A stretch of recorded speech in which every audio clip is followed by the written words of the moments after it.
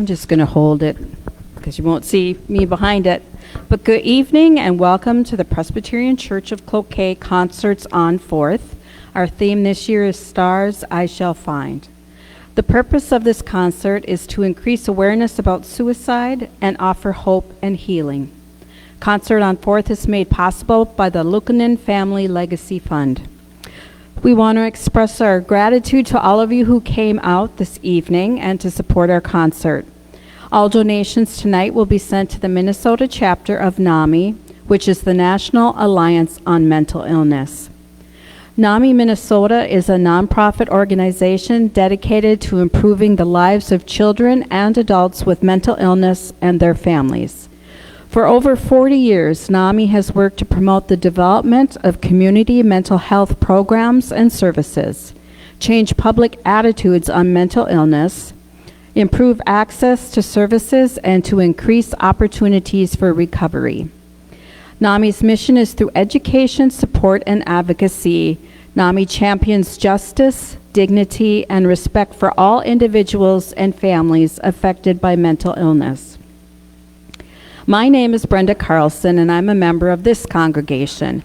My Monday through Friday job is that of a children's mental health, family school support worker, and parent support outreach supervisor. I also am the behavioral health branch lead of our Carlton County Emergency Operations Unit. Most of my career has been involved with providing mental health services, improving recovery for children, adults, and their families from mental health and substance use disorders, and hopefully breaking down the stigma that surrounds mental health, especially the topic of suicide.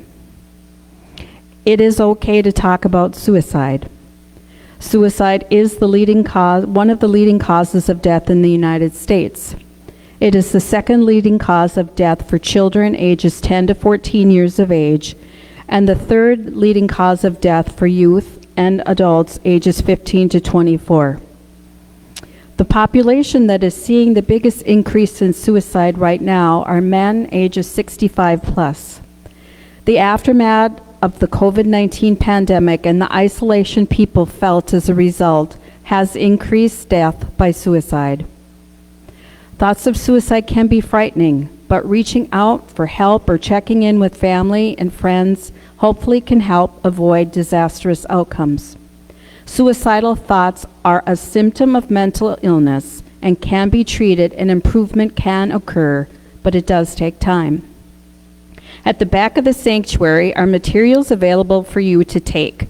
Some of the materials are from NAMI, including the warning signs of suicide and how to help a friend who may be having a mental health issue. We also have information from the National Crisis Line 988. We have these lovely blue bracelets that I found out last night when I turned out the lights, glow in the dark. So kind of keeping with our stars idea. We know that the darkness of fall, along with the change and the impending holidays, depression and anxiety can increase. Those who have lost a loved one by death of suicide can be especially affected during the holidays. We also have handouts out at the back table that talk about how to take care of your mental health during the holidays and how to make space for grief and connect with your family and friends.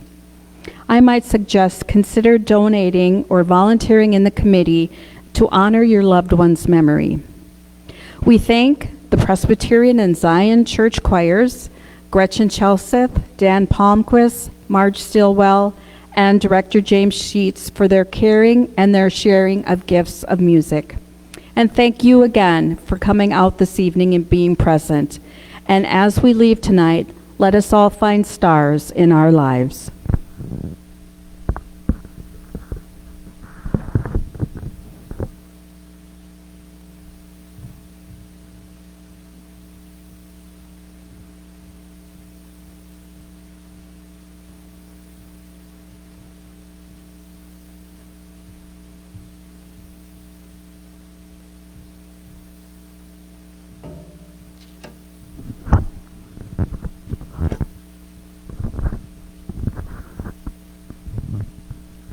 Hello.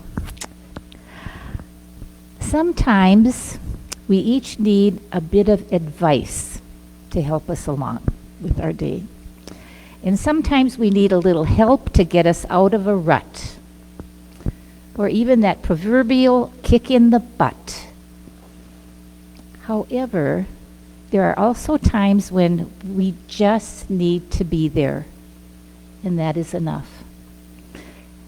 Children's author A.A. Milne, which I used to pronounce Milne, I thought that was how it was pronounced, expressed it so well in his little story about Winnie the Pooh and Piglet visiting their friend Eeyore. You probably have heard this before, but it bears repeating. It occurred to Pooh and Piglet that they hadn't heard from Eeyore for several days.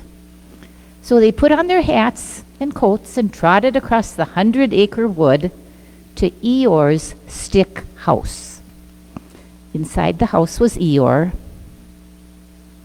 "Hello, Eeyore," said Pooh.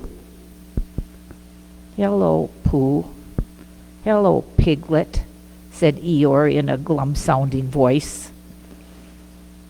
"We just thought we'd check in on you," said Piglet, "because we hadn't heard from you, and so we wanted to know if you were okay." Eeyore was silent for a moment. "Am I okay?" he asked. "Well, I don't know, to be honest. Are any of us okay?" That's what I ask myself. All I can tell you, Pooh and Piglet, is that right now I feel rather sad and alone and not much fun to be around. Which is why I haven't bothered you. Because you wouldn't want to waste your time hanging out with someone who is sad and alone and not much fun to be around at all, would you? Pooh looked at Piglet, and Piglet looked at Pooh. And they both sat down, one on either side of Eeyore, in his stick house. Eeyore looked at them in surprise. "What are you doing?" "We're sitting here with you," said Pooh, "because we're your friends. And true friends don't care if someone is feeling sad or alone or not much fun to be around with at all. True friends are there for you anyway, and so here we are." "Oh," said Eeyore. "Oh." And the three of them sat there in silence. And while Pooh and Piglet said nothing at all, somehow, almost imperceptibly, Eeyore started to feel a very tiny little bit better. Because Pooh and Piglet were there.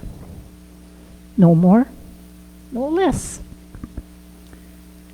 That little story is a reminder that all of us, that we sometimes do the best thing just by being there for each other.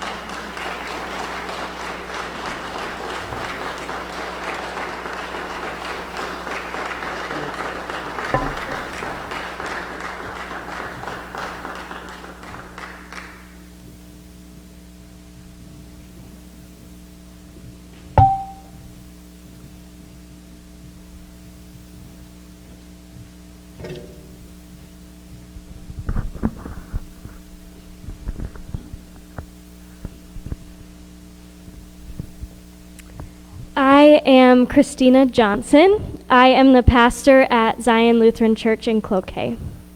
Thank you to Jim Sheets for the opportunity to speak here for this event, and thank you all for coming out to support it. I'd like to tell you a little bit about my own journey of grief, faith, suicidal ideation, and the church. We're going to fly because Jim told me I have 7 to 10 minutes, and I'll tell you now it's probably 11 or 12. I hope you don't fall asleep. Where I begin the story today is at the start of my college journey, although the story starts long before then. We don't have time for that version. When I started college, it did not take long for me to realize that I was unwell.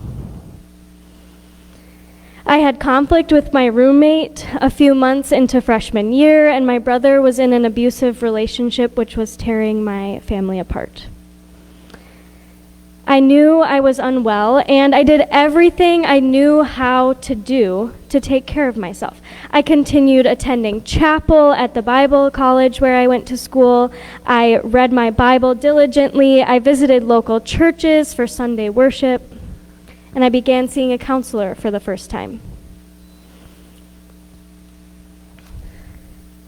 Sophomore year did not cut me a break, because although I made some lifelong friends, I was exhausted all the time.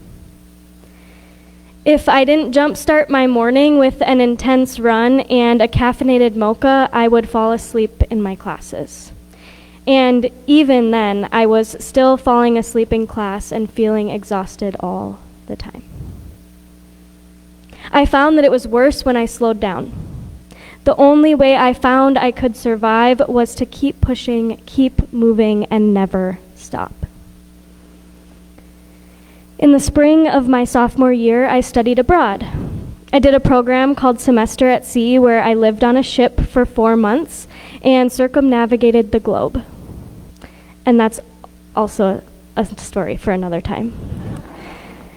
Without any internet or consistent means of communication while we were at sea, I finally had the chance to slow down, to rest a little bit.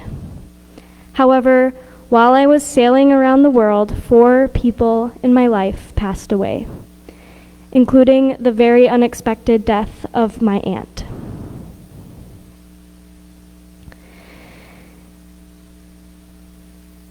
I struggled. I did all the things that I thought I was supposed to do to help myself feel better. I exercised regularly, read my Bible, went to counseling. Nothing could help. I quickly switched from non-stop going in the fall to struggling to get out of bed in the spring. When I returned to college in the fall, I tried to jump back into my routine. I continued Bible study and chapel and going to counseling. However, I could no longer get by ignoring how much I was struggling. I couldn't quite literally run from it, over-caffeinate it, or ignore it by packing my schedule full with extra classes and extracurriculars. No matter what I did, I could no longer pretend that I was okay.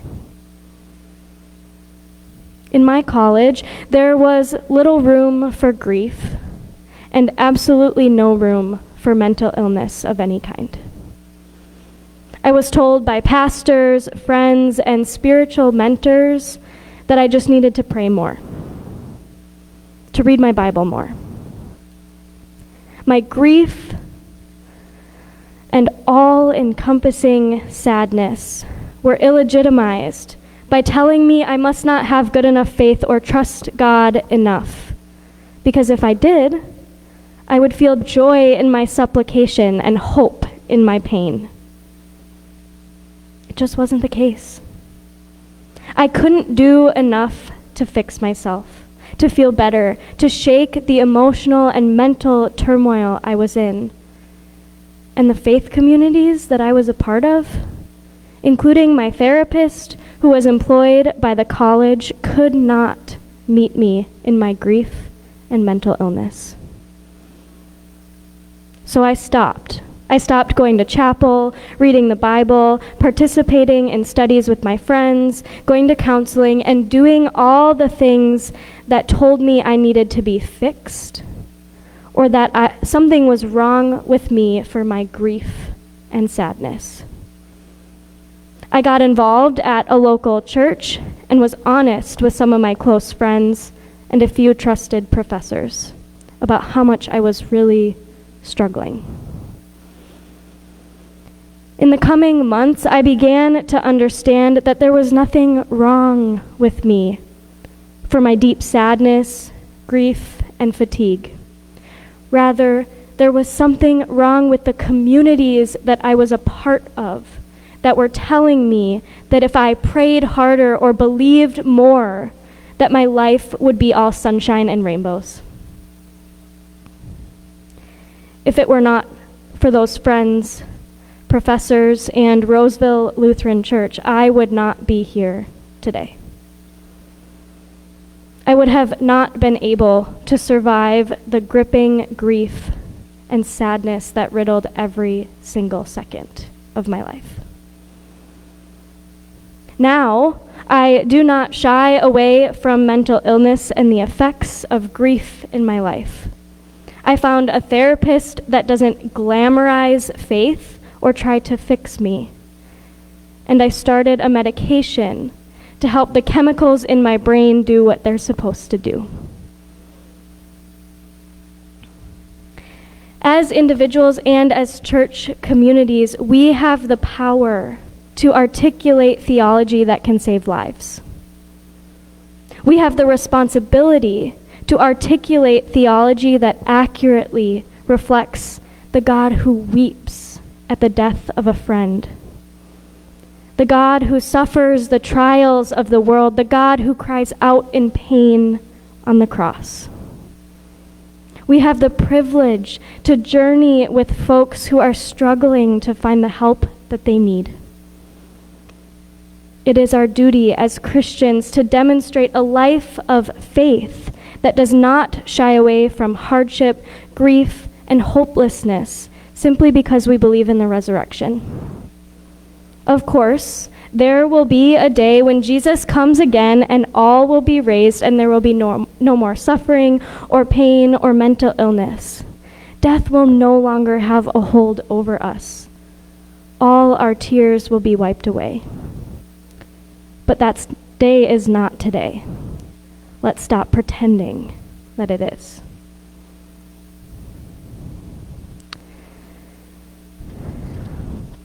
There are people sitting next to you today, across your desk at work, across the table at book study, who are experiencing suicidal ideation. Not knowing if the church or any community can meet them where they are in the trials of their life. They are people you may not even expect. When we are honest about the perils of life, the realities of suffering, and the presence of mental illness, we can save lives. The first time someone made space for my grief and depression and joined me on my journey instead of blaming me and my lack of faith was the first day of the rest of my life.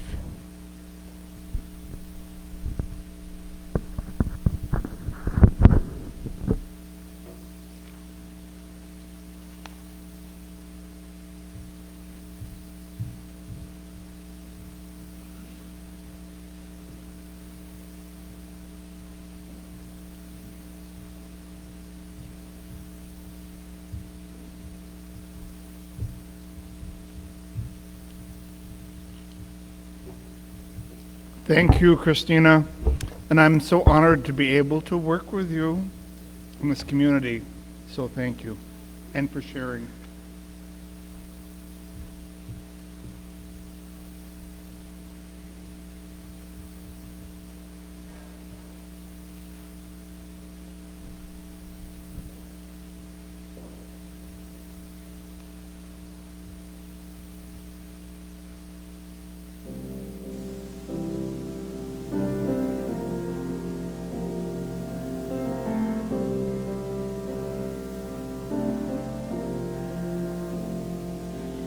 you're weary, feeling small, when tears are in your eyes, I'll dry them all.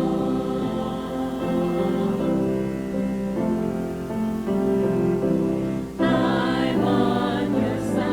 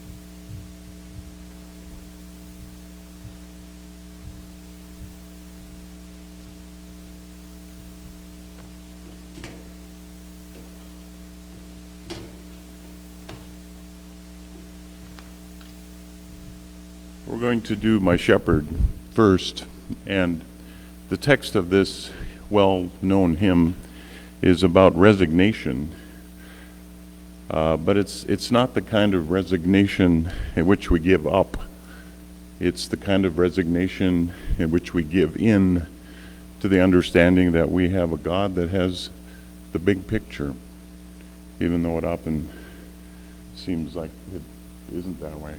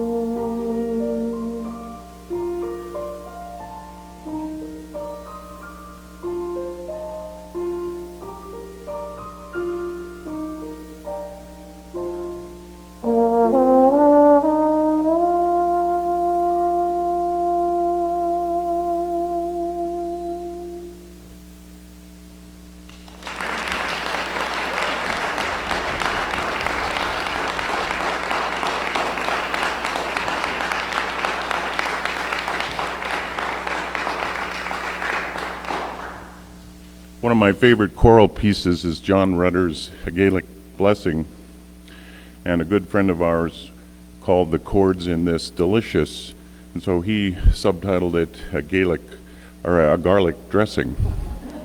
But I want to read the words to this because they're beautiful, and you don't get to hear them through my horn.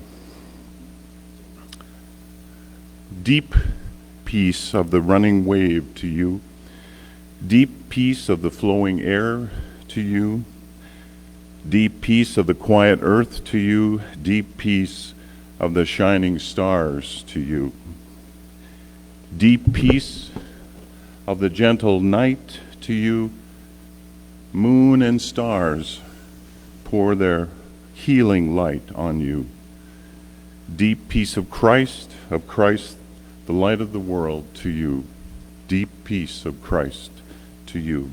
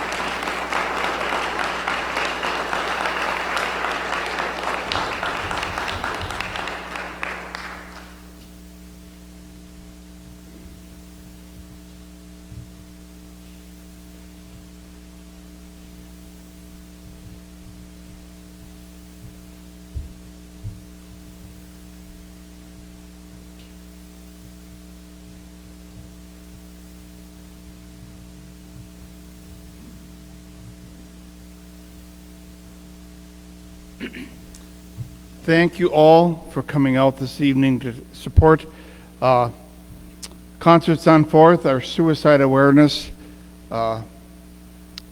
performance, Stars I Shall Find, and I have a confession. I was snooping around trying to find something for Epiphany about the wise men following the stars and whatever, so I ordered this piece. I ordered the wrong piece. And we absolutely love it. So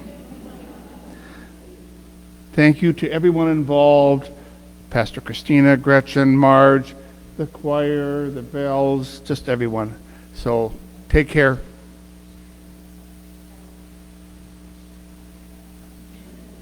Now you're the forgetful one, not me. Carrie, it was beautiful.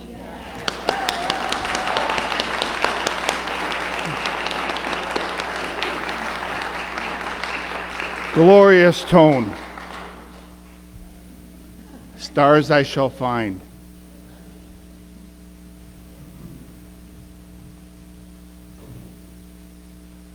And I have to give a little shout out to Dr. Vicky, who provided these beautiful candles up here. Finished glassware, right? And then they're stars that were made by her niece. Aren't they beautiful? You can't maybe tell down there, but they're really great. So thank you.